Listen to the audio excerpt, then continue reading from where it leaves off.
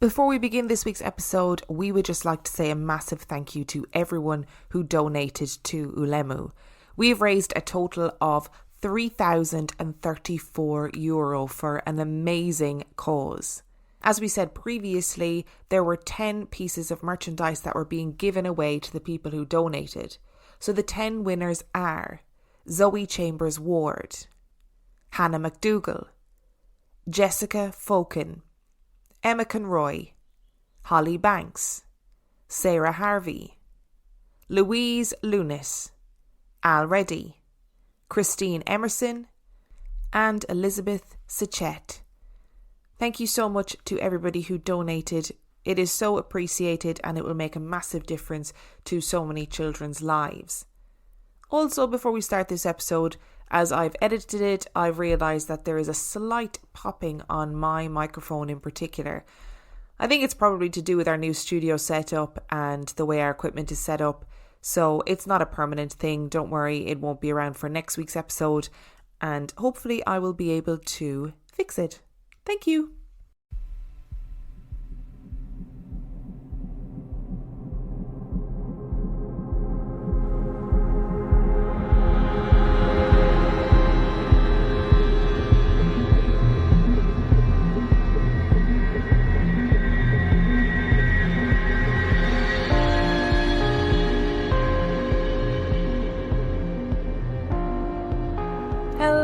And welcome to episode 123 of Real Life Ghost Stories. How you do? To kick things off this week, we need to thank our newest Patreon subscribers. We would like to thank Danielle, Madeline, Jessica Macchiarelli, Patricia Coleman, Jamie Picciandra, Amy Allen, The Legends and Spirits Podcast, Natalie Consalvi, Ghost Donut, Ola Jasinska, Stacey Hamilton, Morag Woods, Pam, Denise Groff, Mary and Scott Hawke, Jessica Rose, Marisa Halliday, Marlowe's Brill, Phil G, and Damon Cunningham.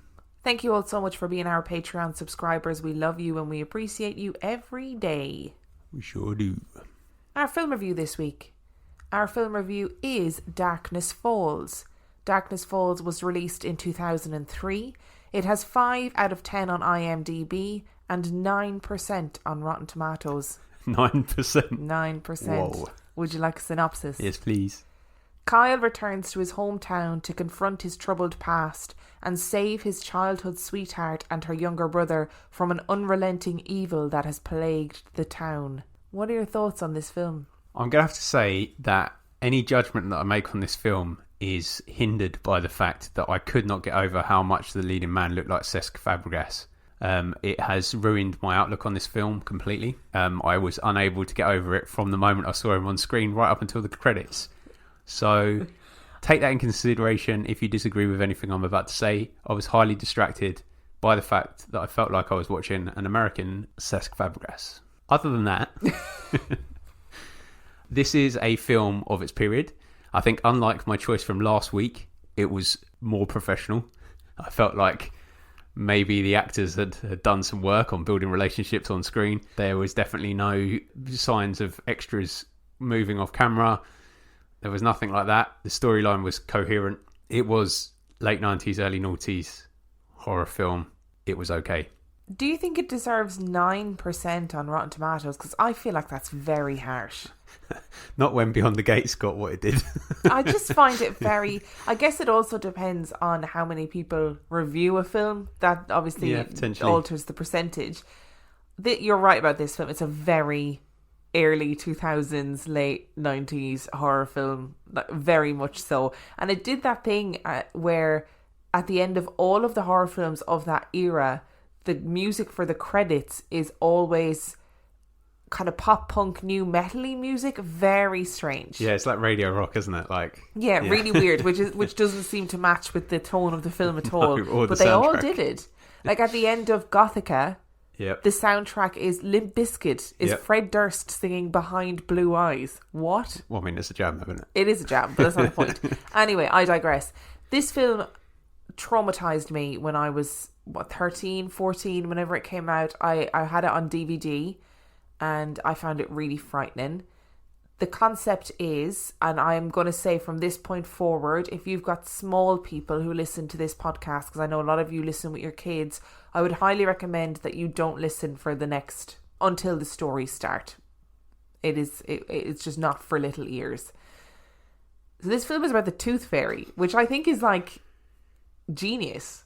I really do, because if you think about it, the Tooth Fairy she's pretty fucking dark. That's some pretty occult stuff going on there, coming stealing teeth in the middle of it. What's she doing with all those teeth? Where did they all go? Maybe she's repairing her house. With teeth? Yeah, it's Still a tiny weird. house. Teeth are tiny bricks. Still weird. Yeah. But the Tooth Fairy is this like creature that is, you know, if you see her, when you lose your final tooth, she comes to collect it. She's the big boss, really, at the end of your video game. She comes to collect it. If you see her, she will hunt you down for the rest of your life and try until she kills you. I think it's a pretty cool concept.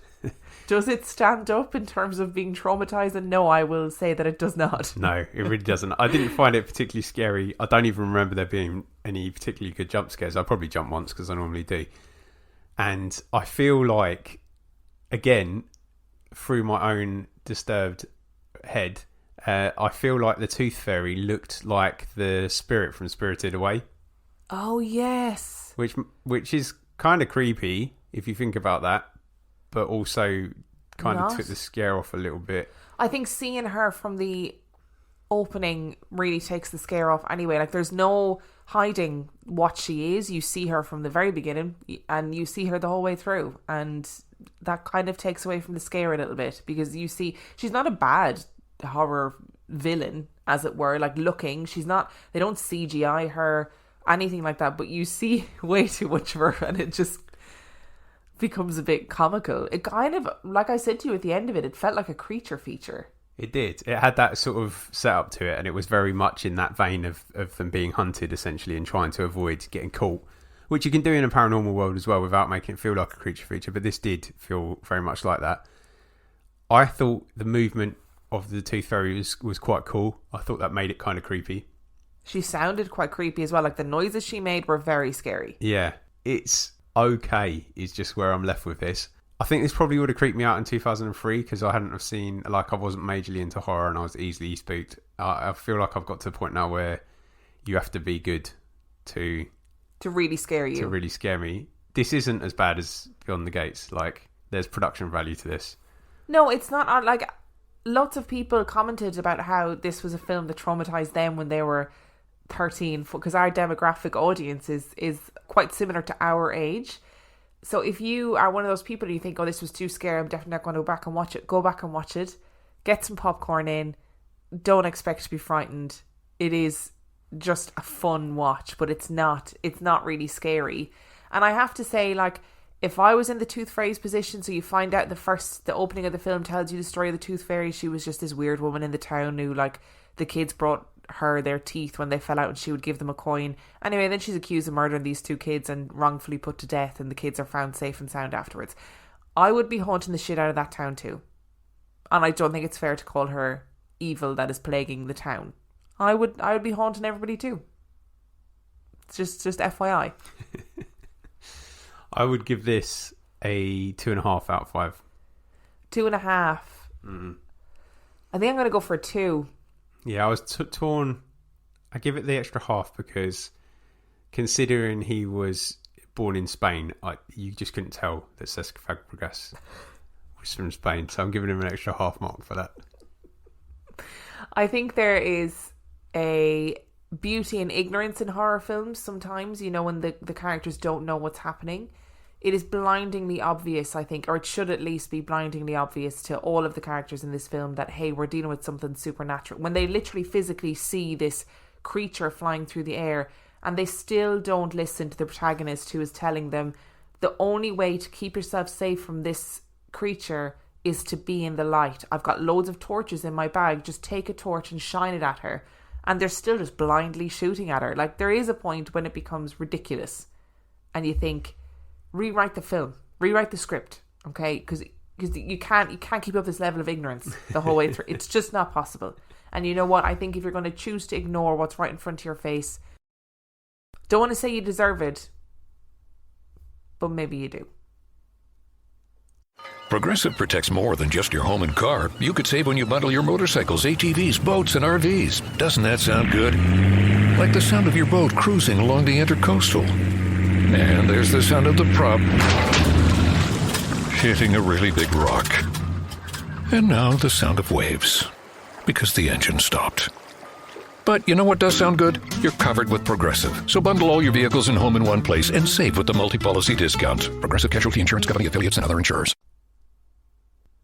Which brings us to our stories this week. Tooth Fairy? No, okay. There's no link. I try and find a link sometimes, then other times I'm like, oh yeah, remember that film? Let's just watch that film.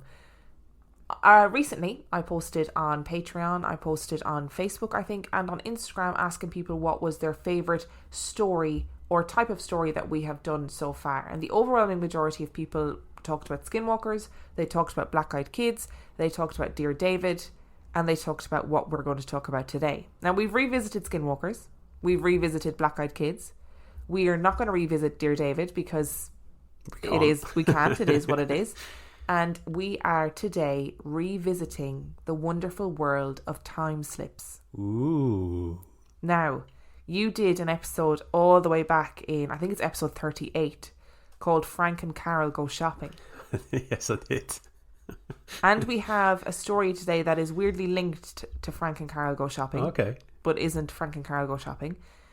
But this first story I'm going to tell you today is the story of Rudolph Fentz. Do you know this story? No. The only Rudolphs I know are Hess and the Red-Nosed Reindeer. It's about neither of those two things. That's good because they're not normally spoken about in the same sentence. No. Being a pathologist is not a job for the faint-hearted. And being a pathologist in a big city comes with even more challenges. There will always be the standard open and shut cases where the identity of the deceased is known and the cause of death is obvious. But there will also always be those cases that baffle even the most experienced pathologists. It was June 1951 in New York City. And what had started as a routine pathological examination was turning into one of those cases, where each turn created more questions, and each question was stranger than the last. The man lying dead on the examination table seemed to be in his late 20s. He had tragically died having been struck by a car. The pathologist was certain about those two facts. As the body lay naked on the table, the pathologist cast an eye over the man's belongings. This was what had really baffled him. But before he had time to examine them again, a police officer knocked on the examination room door and entered the room. The pathologist filled the officer in on everything he knew. He estimated that the man was in his late 20s and that he had died from blunt force trauma having been struck by a taxicab. The pathologist then went on to show the police officer the deceased's belongings. He was wearing a strange outfit, which the pathologist had assumed was part of a costume of some sort. He had been wearing a top hat and tails, similar to that which would have been seen in the Victorian era. They both cast an eye back at the body lying motionless on the gurney, and their eyes lingered on the large mutton chops, the facial hair that was fashionable in the Victorian era, and they obscured half of the man's face. The pathologist raised an eyebrow and continued to show the belongings to the officer. There was a brass slug, which was an old token worth 5 cents for a beer from a saloon that neither official recognised the name of. There was a clean and crisp bill that was payable for the care of a horse and the washing of a carriage. The address on this bill was for a livery on Lexington Avenue. There was some cash and some business cards bearing the name Rudolph Fentz and an address on Fifth Avenue. Even more curious was the letter that was in his pocket. A letter addressed to Mr. Rudolph Fentz with an address on Fifth Avenue and postmarked with a date. 1876. Not one single item in his pocket showed signs of wear and tear that you would expect from over 70 years of use. In fact, the artifacts seemed new and fresh The whole situation felt strange, and even more so when the police officer shared his report with the pathologist. At approximately 11:15 p.m, a man had appeared in Times Square. When the officer had asked the witnesses to elaborate, they had said there was nothing to elaborate on. He had literally appeared in Times Square. Witnesses stated that he was gawking and looking around at the cars and up at the signs like he had never seen them before. He became more and more panicked and was visibly upset, and then ran out into the road and was hit by a passing taxicab. However strange the items were in this man's pockets, the police had a duty to inform his next of kin what had happened. They had his name, Rudolph Fentz, but there was no Rudolph Fentz listed in the New York City phone directories. They went to the address listed on the business cards, but the address hadn't been a residence for many, many years, and no one there had ever even heard of a Rudolph Fentz. His fingerprints didn't match any on file. There was no missing persons report that matched him. Stumped, the officers went back to Rudolph Fentz's items of clothing. They checked the labels, and it would seem that the clothing had been made by a tailor whom no one had heard of. His hat was made in a shop that had gone out of business years before. Despite knowing his name, they simply couldn't figure out who this man was or where he had come from. The police officer began searching through older phone directories until eventually he struck gold.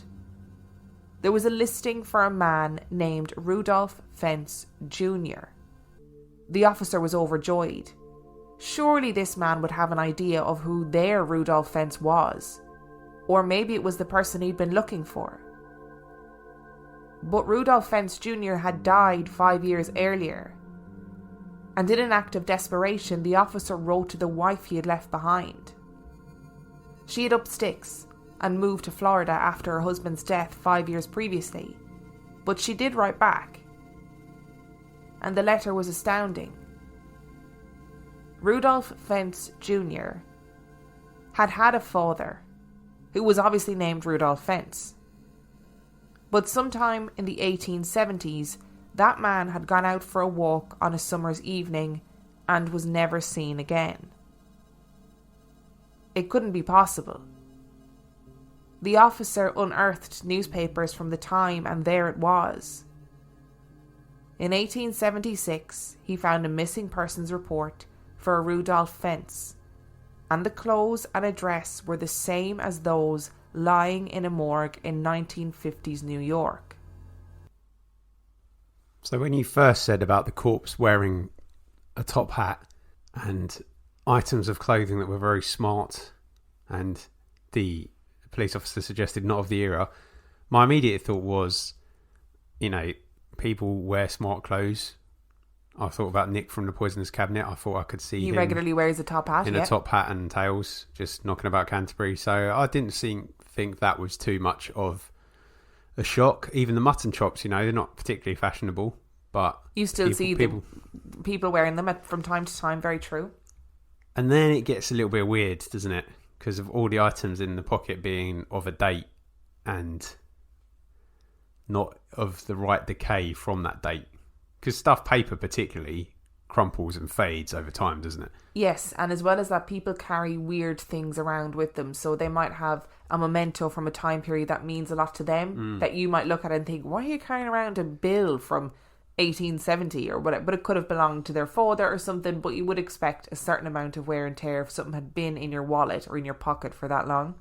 And then you've got all the other interesting things about the booking in of a horse and a carriage and tailor that doesn't exist, and the fact that Rudolph Fentz Jr.'s dad went out and never came back, and him looking shocked. I'm a little bit disappointed this didn't take place slightly later on, because I feel like pathology might have been able to do some amazing things with the body if it had been 2 weeks ago, and they would have been able to date stuff and look at the contents of the stomach and be like, well, this is a diet that's similar of this era. Yeah. You'd find out way more. In the 50s, they're just pretty much working out whether it's dead or alive, aren't they? And how yeah. they died. That's quite disappointing. And if loads of people saw him get hit by a car, you kind of know how he died already. So the question is, Do you believe the story? When do I not believe the story? That seems like a silly question now. It's almost rhetorical, really, isn't it? Yeah, I believe it. This story is one of the most famous time slip stories, aside from your Frank and Carol Go Shopping, because that's a really famous time slip story too. But evidence suggests that it's not actually a real story. But let me tell you why. Okay. Apparently, in 1951, a story was published in Collier's magazine by sci-fi writer Jack Finney. The story was part of a series of stories called I'm Scared, and in it the narrator listens to the radio and hears the story of Rudolph Fentz. But there doesn't seem to be any copies of this original short story in existence. In 2007, a newspaper article published 5 months before Jack Finney's story was allegedly discovered, which outlined the story of the real Rudolph Fentz as we know it today. But contrary to that again, it is alleged that Jack Finney's original story was reprinted and presented as fact by a man called Ralph Holland, who was desperate to prove that time travel was real and used the story of Rudolph Fentz to do this. So it is likely that Rudolph Fentz's story isn't actually true. But while the story might not be true, there are numerous stories of time slips and glitches in the Matrix that are weirdly similar. They make their way onto message boards and sometimes even into newspapers. And let's be clear, on a technical scientific level, time travel is possible. And the story that I'm about to tell you takes place somewhere where time travel seems to be more regular than elsewhere. And that's Liverpool. In 2007, the Liverpool Echo ran a story and a strange little tale that happened just off Bold Street in Liverpool. If you remember back to episode 36 of this podcast, Dan told a story which he expertly titled Frank and Carol Go Shopping. And this story tells the tale of a time slip that happened in Bold Street. The Echo reported that in 2006, a man named Sean had gotten himself into a bit of trouble. Sean was a drug user and was well known to the local police and security guards for petty crimes. Today, it was shoplifting, and unfortunately for Sean, he wasn't very good at it. Sean was sprinting down Hanover Street, with a security guard hot on his heels. He was desperate not to get caught, but in his panic and haste, he had taken a stupid wrong turn down Brooks Alley. Brooks Alley was a dead end, and as he ran, he felt his chest begin to tighten. He stopped at the end of the alley and breathed heavily. He waited for the security guard to round the corner. There was no way the security guard hadn't seen where he went. He had been right behind him. But it never happened. Sean had somehow given him the slip and he edged his way back down the alleyway and back onto Hanover Street. It took him a few seconds to realise that something was terribly wrong. Everything seemed quieter. The roads and the pavements looked completely different. The vehicles were all unfamiliar to Sean, and he stood for a second trying to take everything in. He soon realised that the quietness was because the roadworks of the Big Dig were completely gone, like they never existed. There were green areas and trees and bushes where he was sure there had been shops and restaurants a few minutes before. He felt his panic rising and realised that it was raining. But it had been sunny when he was running, hadn't it? He looked around at the people, and they were all dressed differently. There was no brand names or logos. Trying to steady his breathing, Sean put his hood up and walked through the crowds of strangely dressed people. He couldn't think straight, and he didn't know where he was going, but his legs carried him towards Bold Street. His phone, of course. He took out his phone and saw with dismay that he had no phone signal. He had the terrifying thought that he had somehow been shunted back to the past, but it couldn't be possible. He walked to Central Station and saw a newspaper kiosk. According to the Daily Post newspaper, it was Thursday, the 18th of May, 1967. Sean panicked. It was a full anxiety attack now. How would he get back to the present? How had this even happened? Doing the only thing that made sense, he fled back toward Brooks Alley. As he ran, he realised that things were beginning to look familiar again. There were buildings and shops that he recognised. He pulled out his phone and there was signal, but as he turned over his shoulder, he could still see the remnants of the world of 1967 on the streets behind him. He kept running until eventually he felt that he was firmly back in the present, and he got on a bus and went home. It would be easy to dismiss Sean's story as a piece of fiction that he made up for attention or notoriety, but the journalist interviewed Sean on 4 separate occasions, and each time his story was consistent. The journalist also interviewed Sean's friends, who all maintained that whatever happened to Sean that day had irrevocably changed him. After investigating the claims that Sean had made, the journalist found that the clothing, the vehicles, the shops that Sean had described were consistent with the area of Liverpool in 1967. And then there was the security guard. Because you see, the security guard was hot on Sean's heels and had followed him down Brooks Alley. He said that he literally watched Sean disappear into thin air as he ran down the alleyway after him. That's so weird. I know, right? Now, that story came from the Liverpool Echo. The link is in the description. Feel free to go and read it, but how weird is that? Yeah, I mean, the Liverpool Echo is I get the impression is one of those local newspapers that's actually worth reading. But yeah, I mean, that is just, the similarities between Frank and Carol Go Shopping and that story are uncanny. It's a similar kind of, although I don't think Frank and Carol had an exact time period in mind, did they? But there was, you could date it from the shop that they ended up outside. I think that what regularly seems to happen with these stories, and there are so many stories from this particular area of Liverpool. So for context, Hanover Street is a 6-minute walk from Bold Street. I looked it up because I was like, how close are they really? Because the other way, sometimes in these types of stories, they say, yes, it's very close to this famously paranormal area, and it's like an hour away.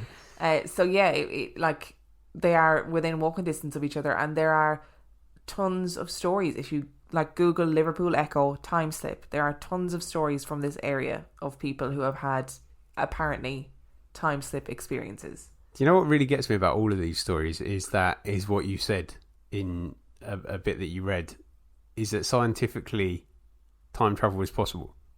Now, I have to say that I wasn't going to try and make time travel science digestible in this podcast, because frankly, if I don't understand something myself, how am I meant to make it digestible for other people? But all I can tell you is I read on a NASA-based website that time travel is technically possible. That's all I need to know. That's the thing, isn't it? It's technically possible, so it could happen, but we're not at a point where we can harness it, which makes it incredibly complex. So you're lucky I wasn't fishing for you to explain it to me, so you're okay. No, it's something to do with I don't know, timelines and relative time and blah, blah, blah, which I just couldn't get my head around. So I was like, no, we're just going to put it really plain and simple. Time travel is technically possible. Which makes me wonder what it is about that area of Liverpool city centre that is so prone to time-lapse. It's weird, isn't it? How has this happened? How are we getting so many stories from one area? Really, do all of these people just want an article written about them in the Liverpool Echo? Doubt it. But when you really think about it. Yeah, and I mean, it also gets to the point where the Liverpool Echo don't want to write about it anymore. If they get to the point where everybody's just flooding them with Reddit-esque stories, they're not going to make print, are they? So there must be something about each of them that gives it a stanza of credibility, at least, to make it to print. Well, this one is interesting because you have Sean, who is, by virtue of the fact that he's an addict and has broken the law, is an unreliable narrator, right? And that's not me saying anything untoward about addicts or anything along those lines. It's just how the story would be perceived. And then you have the verification of the security guard who says, I chased after him and I literally saw him disappear into thin air. That's mad. Yeah, it really is. And for Sean, who didn't go anywhere. No, he felt like he didn't go anywhere. Yeah. He just felt a tightness in his chest, which he's sprinting away from a security guard. I'd feel a tightness in my chest too, I have to say. Yeah, it's very bizarre and uncannily similar to Frank and Carol. Yeah, it is. They just smoothly transitioned into this time period and then went, wait a second, something's not right, and then transitioned out of it. The one thing I will say about this story is that Sean reacted in a way that I would react. Complete and utter panic. Because I think when you read these stories, a lot of the times people, they go back in time or they go forward. No, they generally don't go forward in time. They go back in time and they're like, oh yeah, it's really weird. And I was like really curious about what was going on. I'd shit myself. Like, I would be full on panic mode. Like, I would lose my mind. And Sean panicked, and I appreciate that, Sean. Thank you for listening. Yeah. This is one of the things that really intrigues me. And I feel like if it happened to me, I undoubtedly would panic because that's the kind of person I am. But I feel like this is one of the things I'd be less panicked about, which is bizarre because it's probably the worst thing because you're never entirely guaranteed you can get it back out. Well, that's the big scary thing, isn't it? Like you like, how many time slips have happened that we don't know about because they never came back? No, don't say that because that is traumatizing. I do have 2 more stories for you. Okay. And the second last story is also from that same area. No way. Of Liverpool, yes. Wow. This story could be interpreted as a ghostly apparition, but I prefer to see it as a time slip. But you can make up your own mind about that one. It was early in the morning in July 1971, and Rita Johnson was walking in the Seacombe Promenade as she did every morning. The early morning docks were busy with dockyard workers, milk trucks, and gulls weaving their way in and out of the waves. Rita had paused to take in her surroundings when she saw it. At first she thought it was a boy out on the water, grey and shimmering in the early morning haze. But as she watched, she realised that it wasn't a boy. It was a man. There was a man walking on the water. She held her breath and watched, still thinking that she must be mistaken. It was high tide, and unless he was a giant, there was no way a man would be visible walking across the water.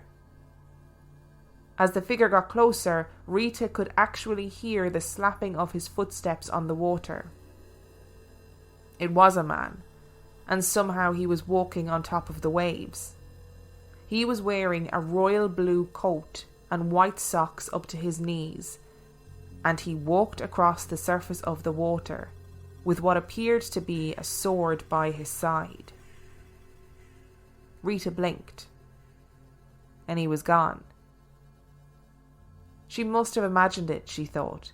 There's no way that could have been real. It just wasn't possible.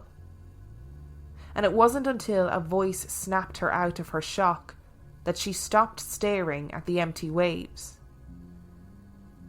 It was a dockyard worker asking her a question. Did you see him too? On Wednesday, the 11th of July, 1821, quite a spectacle took place on the Seacombe Promenade. Hundreds of spectators turned out to watch the eccentric Mr. Kent. Mr. Kent was showing off his new contraption, the aquatic velocipede, a strange buoyancy aid with foot paddles that enabled him to walk on water. Observed by hundreds, Mr. Kent, in his electric blue coat and white pantaloons, walked across the Mersey while shooting his musket and waving his broadsword in the air. Whoa, that's bizarre. That's weird, right? Yeah, I thought it was Jesus to begin with. And, you know it says in the Bible somewhere about Jesus visiting Liverpool. It definitely does. There's some chapter somewhere, like an obscure little bit about Jesus actually visiting Liverpool. And I feel like there's a link to the Beatles there. Yeah, that's too. what I was going to say. That's where the Beatles came from, clearly. But wow, as if there's like some kind of actual historical event. Because I was starting to think, like, as the story went on, before you had the big reveal, I was thinking to myself, well, this is more of a ghostly apparition because there doesn't seem to be any logical explanation as to why a fella is walking on water. Yeah, and it's a weird story, but it's not particularly interesting in terms of time slips until you realise that this actually happened. Yeah, that's so How crazy. weird is that? What's going on in Liverpool? What is happening? And that area is really close to Bold Street as well, because I also looked that up on a map, because I was like, again, how close is this actually?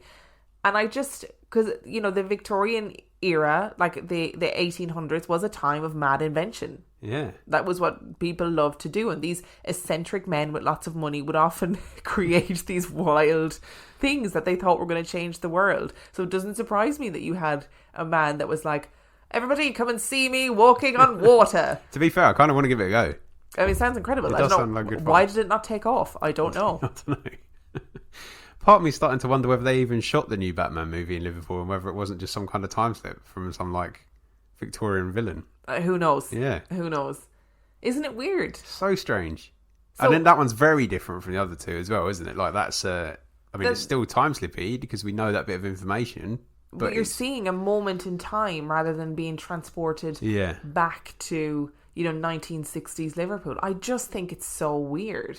Imagine, I know you don't buy much into this, but imagine the amount of energy that must have been at that event. Because you've got Matey shooting his gun off, waving his sword and paddling as hard as he can to stay afloat. And then you've got the thousands of people in the dockyard watching him. So if you buy into the energy thing, there's a whole load of energy going on in that moment in time. So did they just witness a residual deposit? I think of all things that we talk about on the show, like, I don't think I'm as skeptical as I was 2 years ago, to be really frank. But of all the things that we talk about on the show, this is the thing that I think, why not? Like, why not believe it? It's the weirdest thing that these people apparently, like, obviously the Rudolph Fentz story is likely to be used to push a narrative. I get it, right? But a very good story nonetheless. Brilliant story. But the stories from Liverpool in particular, they make me go, oh, that's that. Like, I don't know how you explain that. I don't know how you explain other people witnessing the same thing. Like the dockyard worker going, did you just see that man? Yeah. I don't, it's very, these stories, I'm just fascinated by these whole stories because I think, my sort of comic book infused brain, it just opens up the possibilities for so many different things. Yes, it does. And it sounds very much like, there's that scene in The Subtle Knife by Philip Pullman where they cut through the fabric and go into the other world. Yeah. It just feels very much like that, doesn't it? It's like... It almost feels like they're like, so for some reason in that area of Liverpool, when the conditions are just right, you can slip through. Yeah. I mean, but it's such a weird thought. It's crazy. I do have one more story for you. Okay. But it's not from Liverpool. Okay. So we have a subreddit, like Real Life Ghost Stories. Wow. Yeah, I know. We have a subreddit.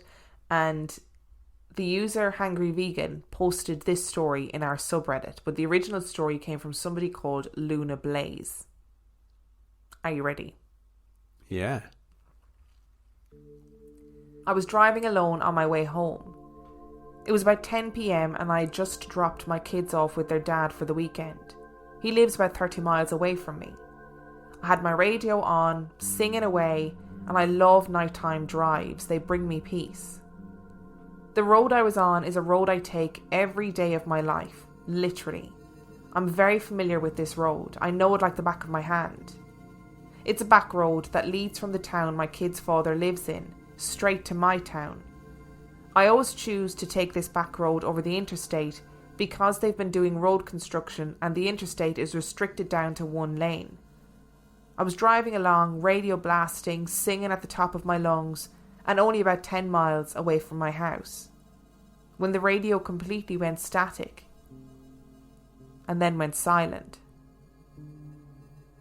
I looked around and all of a sudden I couldn't recognise where I was.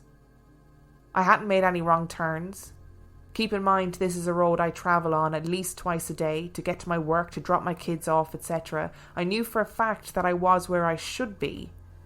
The landmarks were all the same hills, similar tree lines, but the buildings that were there before were all gone. I slowed right down to take it all in and try and figure out what was happening. There was a wooden structure on the side of the road. It looked like an old cottage house, but I'd never seen it before. The strangest thing about the house was that there was an old buggy outside. And by buggy, I mean a horse and buggy. A little further ahead, I noticed a light. And when I got closer, I realised it was a small little fire out in the front of another structure. This structure was very similar to the other. It looked super old. Next to the fire was a man. He was dressed in old-time clothes.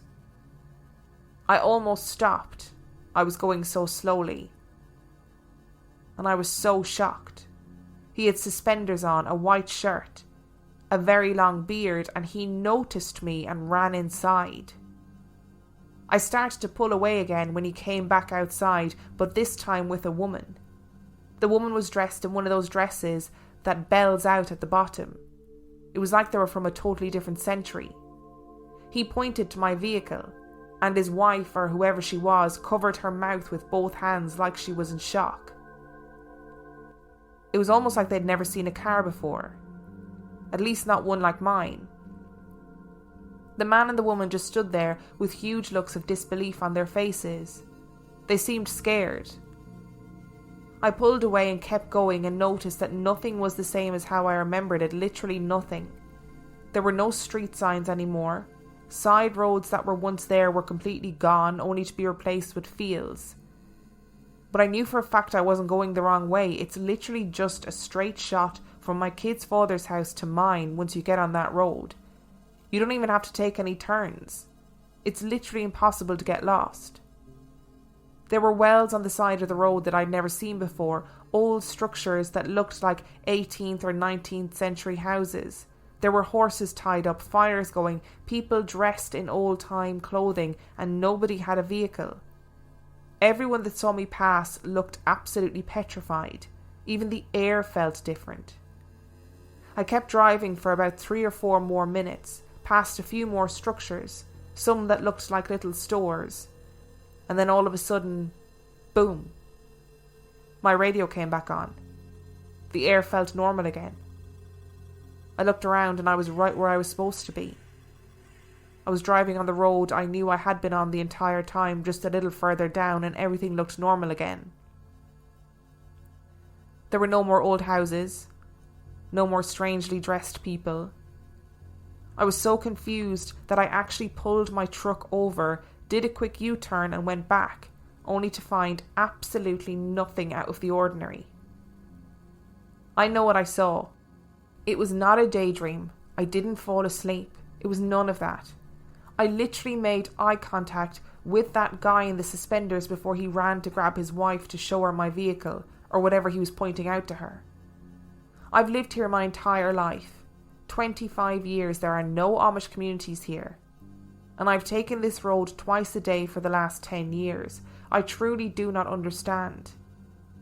Why wasn't it there when I immediately turned back around? I don't know what's happened to me. It's almost like I stumbled across an entirely different time or place. Maybe I slipped through some sort of portal, I don't know. I've been searching this app every single day for over a week to try and understand, but I'm still empty-handed and I don't know what else to do besides just post my experience and hope that someone might have some insight. That's just blown my mind. What? Because I've got so many questions now, because I'm thinking to myself, those people clearly saw her car. Right? And freaked. So are there records of things that we've dismissed as writings of people that are not very well, that are actually potentially them seeing stuff from the future? Almost like evidence of time slips. Yeah. And I guess you can explain what they're not being just by the fact that not as many people were literate at this point, and oral histories, unless you make a point of maintaining them, are lost, aren't they? So that would explain it. But I've got another theory for you that's just come to me, like a ray gun to the head. Yeah. What if older UFO sightings are actually sightings of planes that have time slipped without realising? Oh, that's a really good point. Because they would be so high up, they'd be small. Yes. They'd be silvery, you know, when the light hits a plane, yes, and it looks like a star or whatever. And they'd be fast. And what if modern UFO sightings are time slips from the future? future? Oh no, you're making my brain hurt. Isn't that really weird, though? Yeah. I mean, I know that sometimes you say the most bonkers things on this podcast, and I end up with my mouth open going, I did not expect you to say that. But that's not entirely bonkers. I mean, I know there's going to be people who are physicists or scientists or actually in the know about time travel listening to this, shaking their heads.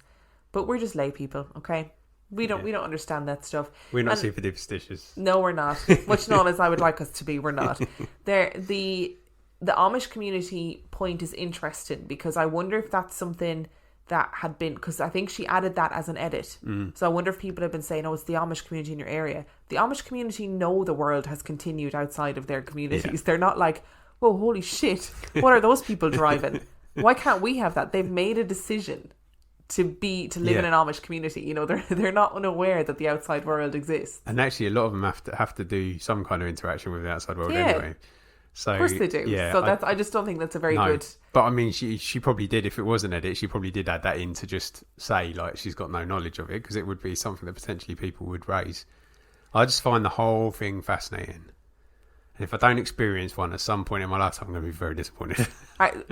Daniel, I know that if you experience a time slip, that's it. Like, you would have to be institutionalized, because you'd never sleep again. You'd freak everybody out by talking about it all the time, and they'd be like, oh, there's mad old Daniel raving about the past again. And I'd be like, oh God. I'm pretty sure they say that anyway. I wouldn't be surprised. So if you enjoyed this week's episode, please do let us know what your theory is about time slips, whether you think they're real, whether you're interested in them, or whether you've got a good time slip story that you've stumbled across on your travels on the internet.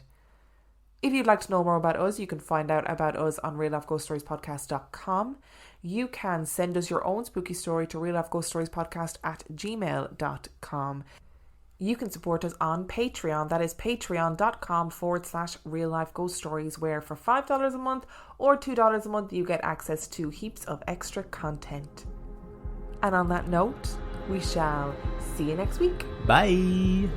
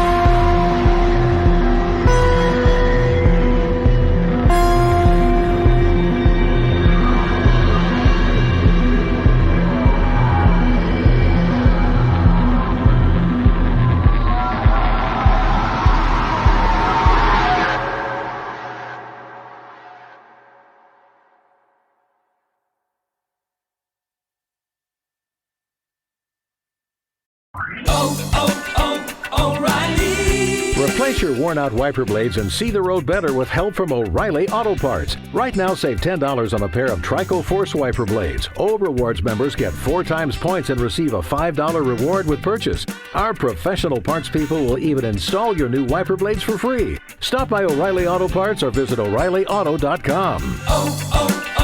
O'Reilly Auto Parts.